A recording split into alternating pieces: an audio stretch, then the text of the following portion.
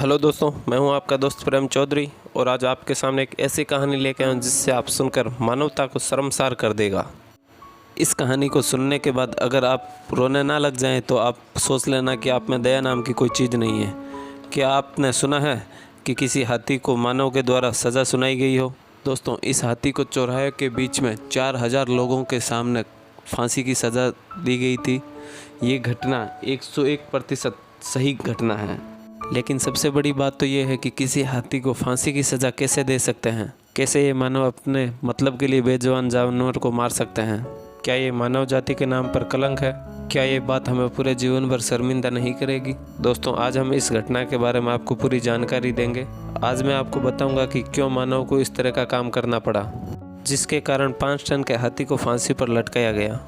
Video शुरू करते हैं दोस्तों। इससे पहले आपसे निवेदन है कि अगर चैनल को सब्सक्राइब नहीं किया तो चैनल को सब्सक्राइब और लाइक ज़रूर कर दें।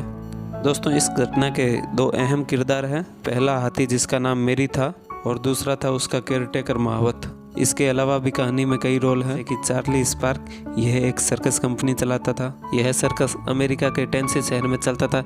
यह बात 1916 की है, जब सब कुछ एकदम सही रूप से चल रहा था। चार्ली स्पार्क अपनी सर्कस कंपनी को स्पार्क वर्ल्ड फेमस शो को बहुत बढ़िया तरीके से चला रहे थे। उनके इस सर्कस शो को देखने के लिए भारी संख्या में लोग आते थे। चार्ली स्पार्क कंपनी खूब पैसा कमा रही थी। सर्कस की पूरी टीम एक साथ मिलकर कार्य करती थी, जिससे पूरी टीम खुश रहती थी। लेकिन उनके बीच में एक बहुत बड़ा सुपरस्टार था। क्या आपको पता है वो कौन थी?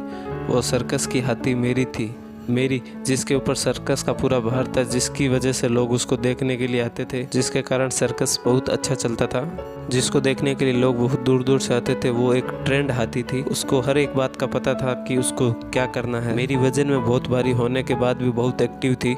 सर्कस में हमेशा करतब करते रहती थी। मेरी और उसके केयरटेकर के बीच बहुत अच्छा संबंध था। मेरी उसकी हर बात मानती थी। दोनों कई सालों से एक साथ रहते थे। वो जानते थे कि दोनों कई सालों से सर्कस में काम करते हैं और एक दूसरे से प्यार भी करते थे। लेकिन एक दिन मेरी का दोस्त यानी केयरटेकर, जो कि सर्कस छोड़ के चला गया था, ये बात मेरी को पता नहीं चली, बाद में पता चली, जिसके कारण मेरी उस बात को समझ नहीं सकी और मेरी को एक गहरा सदमा लगा, जिसके कारण वो पूरी तरह से बदल गई और खोई खोई सी रहने लगी।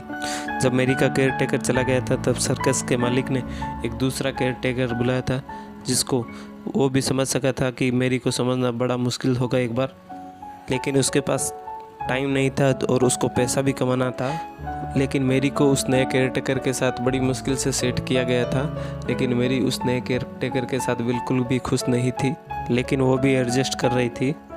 जब सर्कस के अंदर चल रहे थे तब तक तो सब सही चल रहा था। बात तब बिगड़ी जब एक दिन एक रोड शो किया गया था और लोगों का ध्यान भी मेरी की तरफ था और मेरी का केयरटेकर मेरी के ऊपर बैठा हुआ था।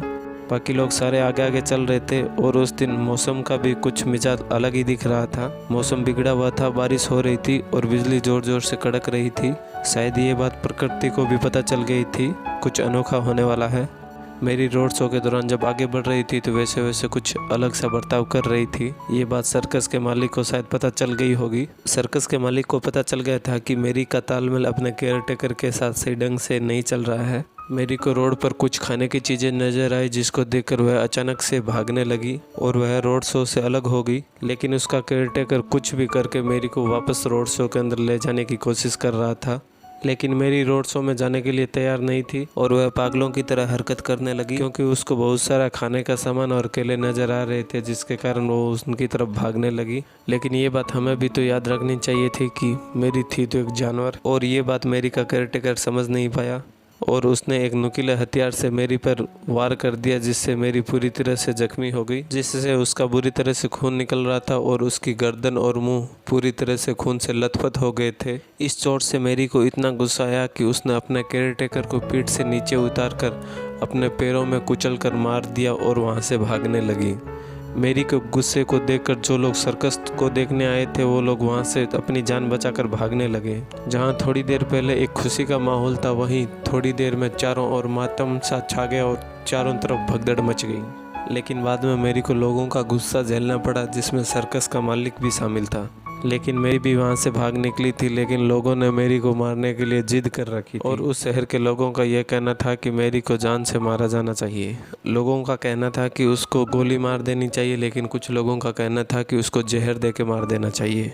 लोगों का दबाव इतना ज़्यादा था कि सरकार को भी उनके आगे झुकना पड़ा और वो काला दिन आ ही गया। 13 सितंबर 1916 का वो दिन मानव जाति को शर्मसार कर देने वाला दिन था। उस दिन मैरी को फांसी दी गई थी लगभग 4000 लोगों के सामने। क्या आप जानते हैं मैरी को फांसी देने के लिए 100 टन वजन उठाने वाली एक क्रेन का उपयोग किया गया था और फिर मैरी को फांसी पर लटकाया गया। दोस्तों, एक सवाल आपसे है, क्या मैरी ने गलत किया कि उसने खाने की तरफ भागकर कोई गलती की? अगर आपको ये लगता है कि मैरी ने कोई ऐसी गलती की है तो आप हमें कमेंट बॉक्स में कमेंट करके ज़रूर बताएं। धन्यवाद।